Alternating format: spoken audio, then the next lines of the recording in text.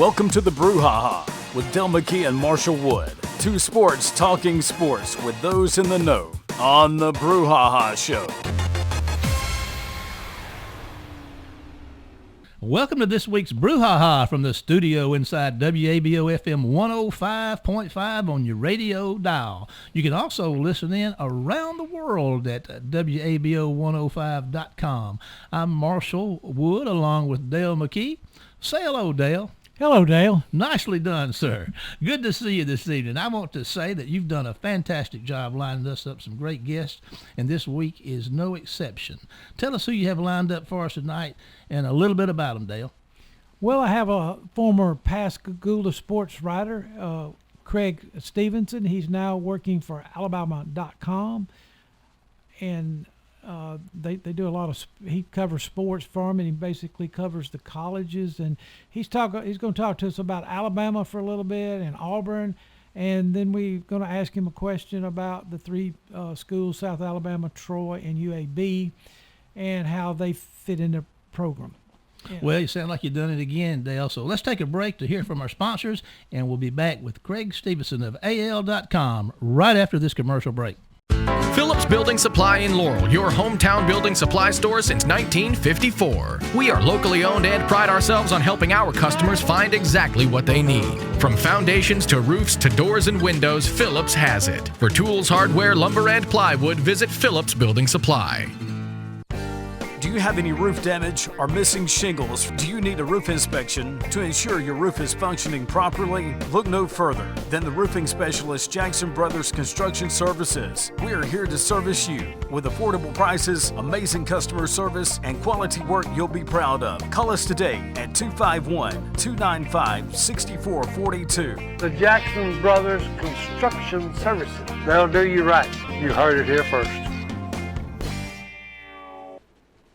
Welcome to the show, Creg Stephenson of Alabama.com. He's going to be here today talking with us about college football in the state of Alabama. He's going to talk to us a little bit about Alabama, a little bit about Auburn, a little bit about South Alabama, and anybody else he wants to talk about over there. All right, Greg, tell me something. Yes. What about the Crimson Tide? What about it? What do you think? Yeah, really. They're pretty good, I hear. Yeah. Anyway, what about, do you think they have the possibility to make it to the national championship game again with all that they lost last year? I think that's always a possibility. You know, they've only had, in the last decade, they've only had one season where they lost more than one regular season game. So if you can get through the regular season with one loss or fewer, then you're definitely in the running. And I don't see any reason this year's team is not up to that level. Now, you're right. They lost a ton off the offense. A lot of those guys are already playing in the NFL. We saw them in week one of the NFL season. You know, every one of them seemed to be contributing. But I think the thing this year is defensively they're probably as good as they've been in 5 or 6 years. Just a lot of really good talent and depth throughout the lineup. They've been able to incorporate a couple of, freshmen and younger guys that hadn't played a ton. And at this stage, I mean, Alabama's one of those programs, and there are a few others, Clemson, Georgia, that Ohio State, they just reload. I mean, they've got so much talent on top of talent on top of talent that the next guy up, even if he has not played a ton, is going to be just as good as the guy who left him. Bryce Young, the first-year starter this year, was the number one quarterback in the country. There's no reason to expect him not to be great. I mean, and, he's already shown some of that this year. So, no, I mean, until they lose the second game, if they lose the second game, they're in the running every year. Will they be as dominant on offense as they were last year? I mean, it seemed like at halftime most of the games were over. Was there really any close games they played last year? Not really. I mean, the Georgia game, they were technically behind at the half, but they scored really quick a couple times in the second half and kind of ran away with it. Yeah, Texas A&M lost once all year, and it was to Alabama by 28. So, it's, I don't foresee it being that way to an extent, but I think that the point differential may be about the same just maybe they'll score fewer but also give up fewer, because they had a few shootouts last year. The Ole Miss game, I know everybody remembers that one. That was really in doubt. Even though Ole Miss never really got the lead late in the game, Alabama had to keep their foot to the floor the whole time. And I don't know that that's going to be as big an issue, because I do think the defense is going to be better. But they'll score enough. I don't foresee the offense being a liability in any sense. I do think the running game's got something to prove, just because they don't have the guys they've had in recent years. But I think it seems like the young receivers they brought in, and then the Ohio State transfer Jamison Williams, have really made a big difference. And again, Bryce Young, he's as good. There's no reason to believe he won't be great. Well, we've got a couple Mississippi boys over there. We've got the young boy from West Jones that plays defensive tackle over there. How do you think his progress is gone? He's a junior now. He's in his third year. Right. They've got defensive line is really an interesting position group for them, because they have 6 or 7 that they play, and they all play about the same amount of time. And so there's no real star. Everybody's about the same, and I think your guy from Wayne County is right in that mix. I mean, they're all – go ahead. All right. He's from West Jones now. There's West a difference. Jones, I'm sorry. So there's a big difference between Wayne County and West Jones. You can edit that out. I know that.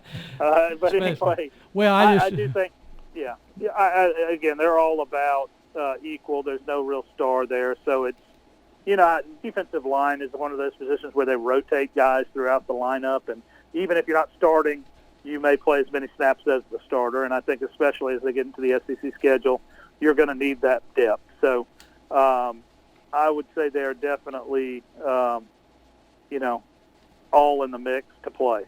I got you.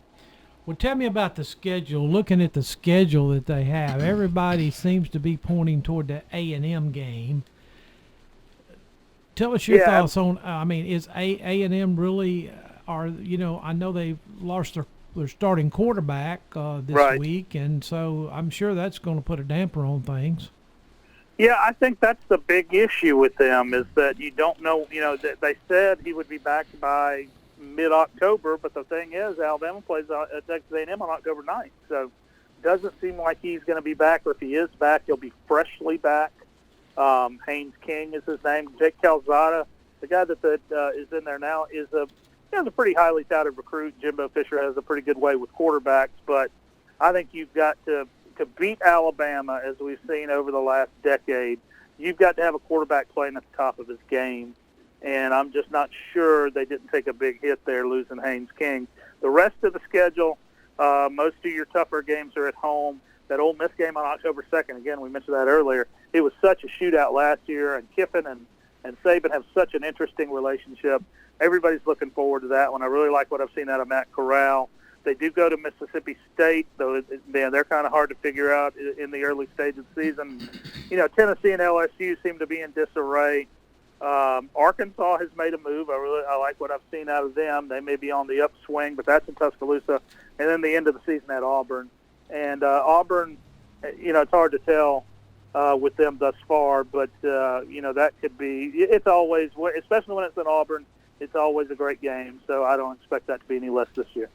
I got you. Well, now that you mentioned Auburn, Can I ask a question first? Sure. Before we get, this is a kind of a personal interest to me. I'm looking at Paul Tyson, and I'm wondering, is he just there as a legacy guy, or is he really in the mix? I know he might have played one series last week, and then they took him out and put the third guy in. We think might have been the third guy. Don't know who two is. I'm sorry, who are you? Oh, Paul Tyson. Yeah, is he a legacy guy, or is he really in the mix? Well, I think he was a pretty highly rated recruit.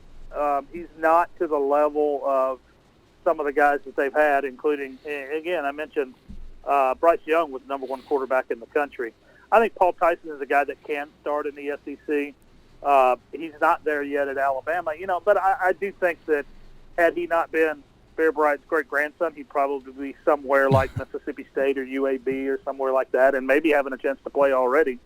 But, I didn't think Mr. Mac Jones is a recruit either. He was kind of an afterthought. He was in the same signing class as Tua Tagovailoa.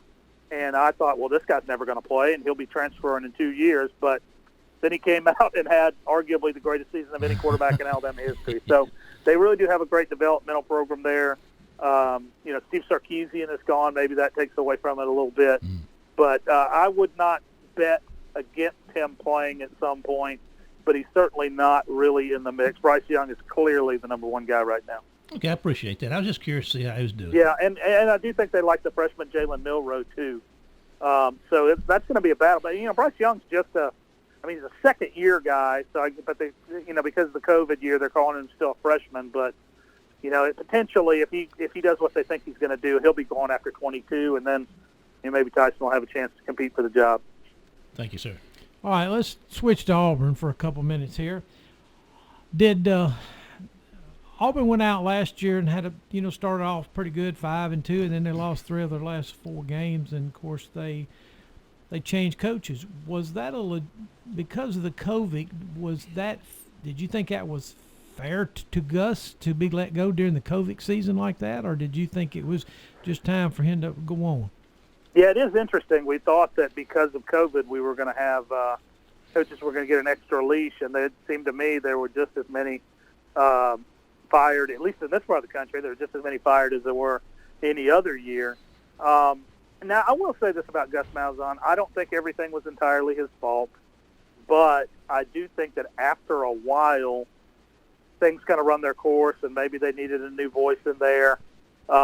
His big issue was, well, 2 things. One, he was very bad at recruiting offensive linemen and developing them. Their offensive line has been atrocious the last couple of years, and that's really been a liability for them. The other part is he had not really developed a quarterback that he recruited. He's got in some JUCO guys, Cam Newton being the most notable, and really turned them into something. But a guy that he recruited out of high school and developed, I just think they thought if they stayed with Gus another year, they were going to waste Bo Nix's career being an average quarterback, and that's not what they wanted. I think they when recruited Bo Nix, they thought he had a chance to be an all-time great, and it just didn't happen. So I don't know. I mean, I thought I'm of 2 minds of it.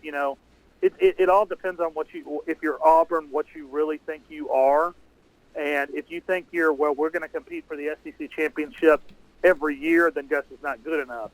If you're every 3 or 4 years we're going to have a team that can compete for the SEC and the national championship, then he was just fine. I mean, he beat Saban 3 times. Nobody else has done that. But I think their aspirations were bigger than that. And with the amount of money they were paying him, let's be honest, they demanded more than that. So, I think it was the right time to make the move personally. I'm just not 100% sure that Harsin was a huge upgrade. I got you. Well, let me ask you about him. He's brought in some pretty good coaches. He brought in Derek Mason from Vanderbilt, 6 years as a head coach. And of course, he had those defenses out in California with Stanford that were pretty dang good back in the early 2010 era. And he also brought in offensive coordinator who's had about 20 years experience in the SEC, Mike Bobo. Right. So will that help the learning curve for him in this part of the country? I think that's absolutely true, and they were able to keep a couple of guys on the staff, notably Cornell Williams, the running back coach, the all-time great running back at Auburn. And then they brought former Etheridge, Zach Etheridge, who is from Alabama, played at Auburn in the about 5 or 10 years ago. They brought him back. He had been at Houston. So, yeah, the biggest challenge to me was going to be recruiting in this part of the country, just because they'd never done it. It was really an outside the box hire for Auburn, because if you look at their history, you have to go back to the 1940s since they had hired somebody who was either not an Auburn person, an SEC person, or somebody from the South. Terry Bowden, I guess, being the exception. He was not an Auburn or SEC guy, but he coached at Samford, and he's Bobby Bowden's son. Everybody else they'd hired, Tuberville, Gus Malzahn, even going back to Shug Jordan, all those guys were from the SEC. And this is different. I mean, it's just not what Auburn is used to. But I think the guy has done a good job did a great job at Boise State. And there's no reason to believe he won't put a winning team on the field. Again, I just don't know if he's necessarily going to take them any farther than Gus Malzahn did. I got you. Now, the offense revolves around who? Is it the quarterback or the running backs? Well, I think Tank Bigsby, the tailback, is probably the best running back in the SEC, if not in the country. So I think that they want him to be a bell cow for that offense, but you can't do it all running the ball. 30 years ago you could do that, but you can't do that now. So you've got to be able to stretch the field, expand the field, and it's really incumbent on Bo Nix to have a great year if they're going to make a move. Not necessarily even catching Alabama. I'm just saying staying ahead of Texas A&M and Ole Miss and LSU and people like that.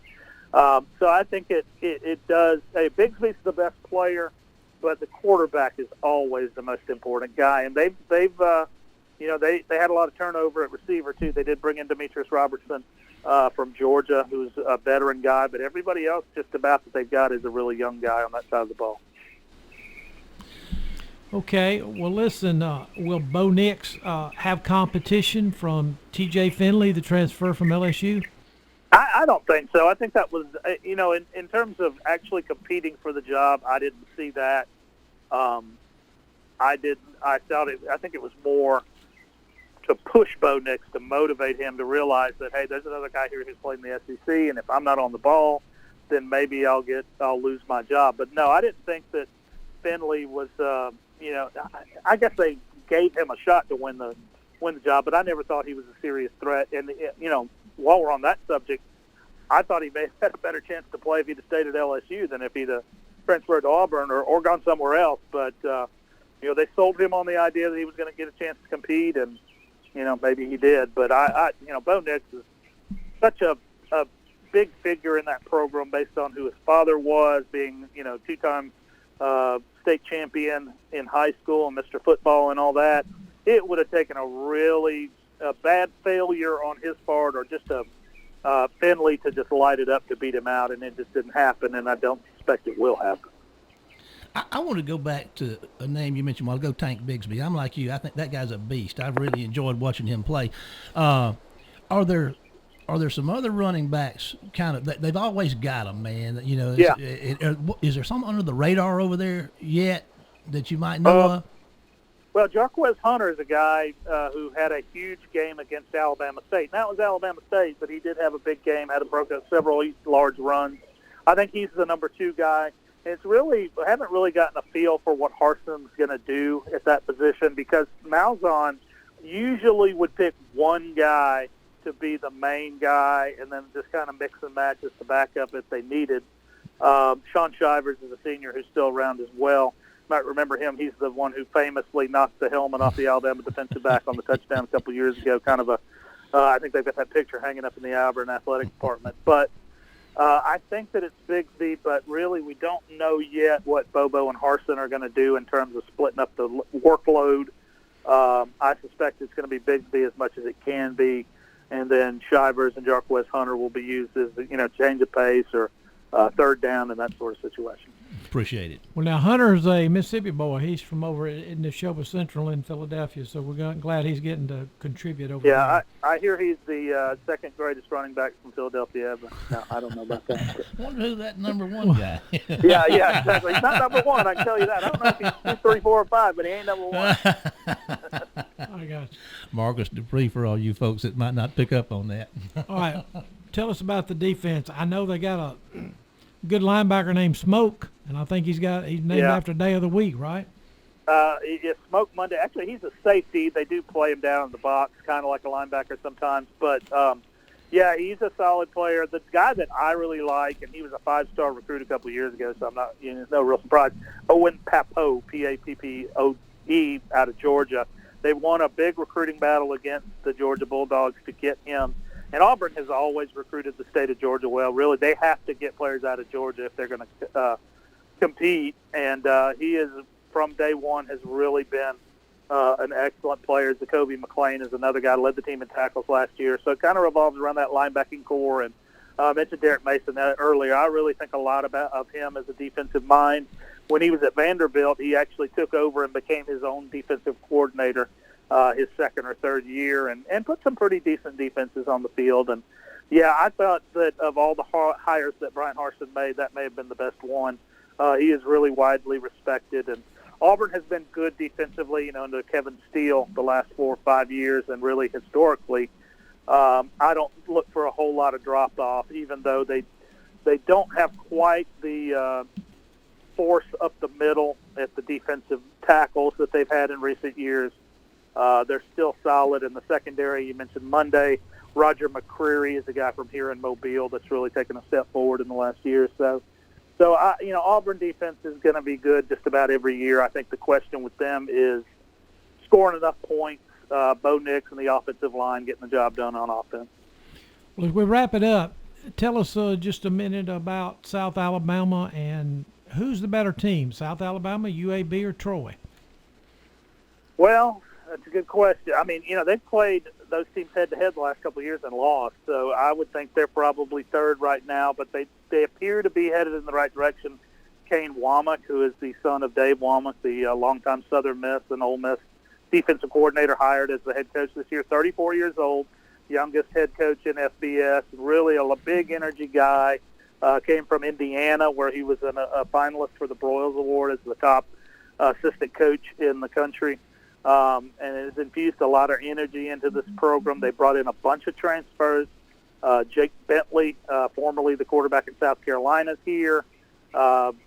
Jamal Brooks, who was a linebacker at Missouri, is here now. A couple of offensive linemen. James Jackson from Mississippi State, starting center. Kareem Walker, also from Mississippi State, playing running back. So they've upgraded the talent level. And I believe that they're going to be more competitive than they have been the last couple of years. And really, probably they'll be on the verge or be a bowl team. I don't look for them to win the Sun Belt or anything like that, but they're definitely headed up. Troy, with Chip Lindsey in his third year, has been really good defensively, but the offense hasn't come together. But they've got a transfer from Missouri, Taylor Powell at quarterback. Looks like maybe he's the guy that they need. And then UAB. They continue to dominate Conference USA, but when they step outside of Conference USA, as they did against Georgia, they really kind of take it on the chin. But, what Bill Clark has done there is really, really amazing considering they were shut down for 3 years.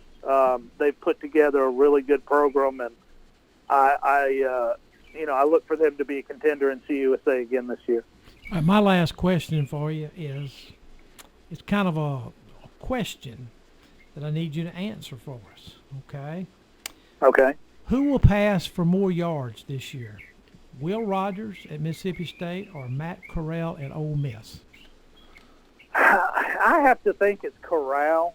I think he's got more weapons than Rogers has. But the thing is, Mississippi State's going to throw the ball a whole lot more. But the thing is, they like to dink and dunk the ball a good bit and work it down the field, and they may throw 50 passes, but they may only throw for 300 yards, Ole Miss definitely will stretch the field a little bit more.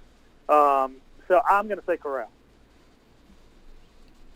All right, well, listen, thank you for your time. We know you're a really busy fella, but just tell us real quick how our followers, especially Alabama, Auburn, or South Alabama fans, can follow you in your writing.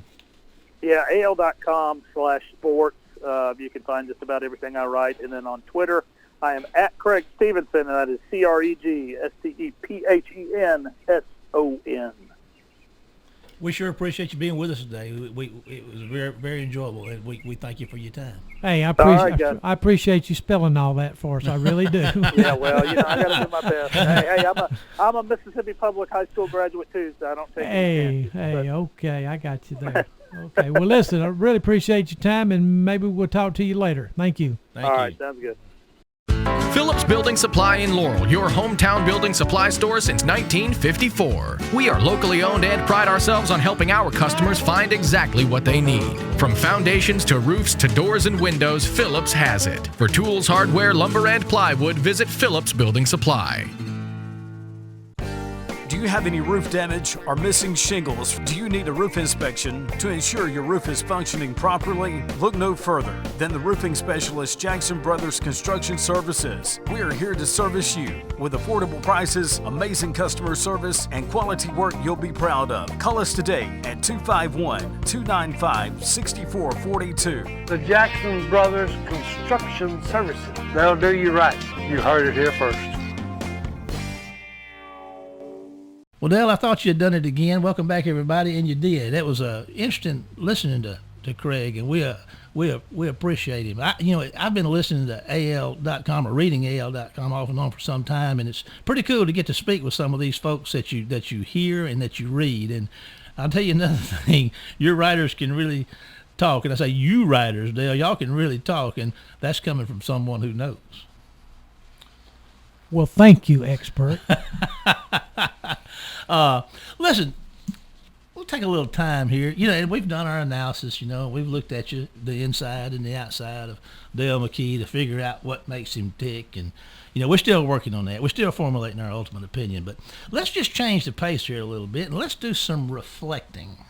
Let's do some reflecting on this past weekend's athletic events and some things that made an impression on us. And I'll tell you what I want to start with, Dale. I want to throw this name out to you. Greenville Christian. Well, they're for real, I can tell you that. They play football. They may be low in numbers, but they have some really good athletes. And I know that 2 of them have been offered by Division I schools, and they may have a couple more after what they did to Oak Grove. I tell you what, they went over to Georgia and got beat by the 7th ranked team in the nation, and everybody, said, "Wow, that's one thing." They'll never be able to handle Oak Grove. And I tell you what, I was certainly calling a Wayne County game, but my son watched that Oak Grove game, and he was really impressed with Greenville Christian. I mean, they just ran over Oak Grove, just so much more power. A lot of people lose sight in the fact that the way this kind of all took place, and you can correct me if I'm wrong, those schools, a lot of those public schools in the area up there last year called this football, they weren't going to participate in football. So these kids, Greenville Christian, reached out, and here they are with a team, a lot of it comprised of Greenville players. But Greenville was predicted to win 4A last year, and again this year with what they would have had coming back. And a lot of these kids, plus some others, they refer to them as the Delta All-Stars, came together. And it's really a very interesting story, don't you think?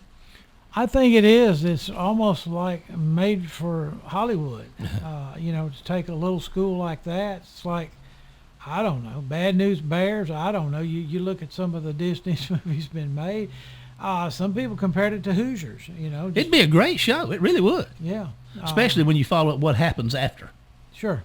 And we don't know that yet. Yeah. Here's another one for you.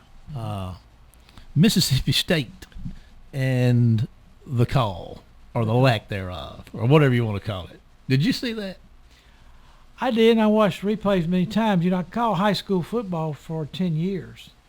And you throw the beanbag, but when you start waving your arms, the play's over. Now, I don't know where the whistle was, but when you're waving your arms, you should be blowing your whistle.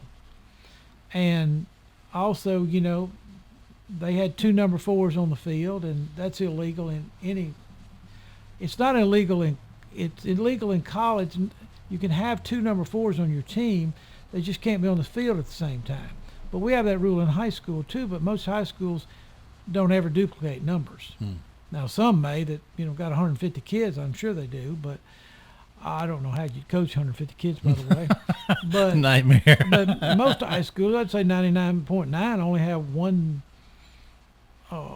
number 4 on a team. Yeah. So, but, and listen, I don't want state fans mad at me because I do pull for all 3 schools in the state. I like for them all to do well. But one play doesn't decide a game. There's 80, 90 plays in a ball game. That's coach talk right there. Now, no, but what I'm agree. saying, I'm saying, where was State's offense from the time the second half kickoff was till 5 minutes to go in the game? I mean, it just disappeared. And so, I don't know. I'm just saying, but I really believe now, was it the play of the game? Oh, most definitely. But, a punt returner, once the ball is touched, once the ball, if we're punting the football to the other team and we run down there and we touch the ball, we just touch it, okay? Then if we pick it up and even fumble it, it doesn't matter because, that's just the rules. It's now, over. So, and it's not over. I'm saying just touch it, if the ball would have been kicked accidentally, okay? They can go still try to pick it up and run with it. And if something happens to them as far as that, it's like a free play, So I'm not into all the college rules because people need to understand out there, high school rules, and a lot of people watch a lot of high school games in their hometowns, but the NCAA rules and the high school rules do have a little difference, you know. So I'm just saying that. But I hate it for them. I thought that, you know, that they were going to pull it out. I think Will Rogers does a great job. I think he's just a young pup still. Mm-hmm. You know, he didn't start. You know, he started maybe last 7-8 games last year for him, and then he's coming on. Dale, let's turn our attention. We're running out of time here, but tell us about our guest next week. Talk about who you got lined up for us. I have no idea. No, that I can believe. I've got an acquaintance from Bay Springs named Harry Harrison. He played safety at Ole Miss from 1971 through 74. He was All-American safety for the Rebels. He had 16 interceptions in his 3-year career. You know, he played a little special teams for him too. And Harry was an All-American high school football player. And I remember watching him play against Waynesboro one night in Bay Springs. And he ran the ball, and then late in the ball game, the coach put him in at quarterback and told him basically just to take the ball and run ahead. And that's what he did. And he beat a really good Waynesboro team that night. But Harry was a great player back in the old Cotton Valley days. Oh, and CBC, baby. He's going to tell us stories that's going to put hair on your head. Well, he's got his work cut out for him, and that does it about, as we do. That about does it for our time this week. Be sure to listen in, not only, you know, again, this Friday at 6, leading up to War Eagle football on WABO here, and as I said earlier, around the globe. Follow us on Facebook at the Brouhaha, and tune in next week for more of the Brouhaha here on WABO. Get us out of here, Jamie. You've been listening to the Brouhaha with Dale McKee and Marshall Wood. Heard Tuesday evening, 6 p.m. on WABO. For more of the Brouhaha, follow us during the week on Facebook and WABO.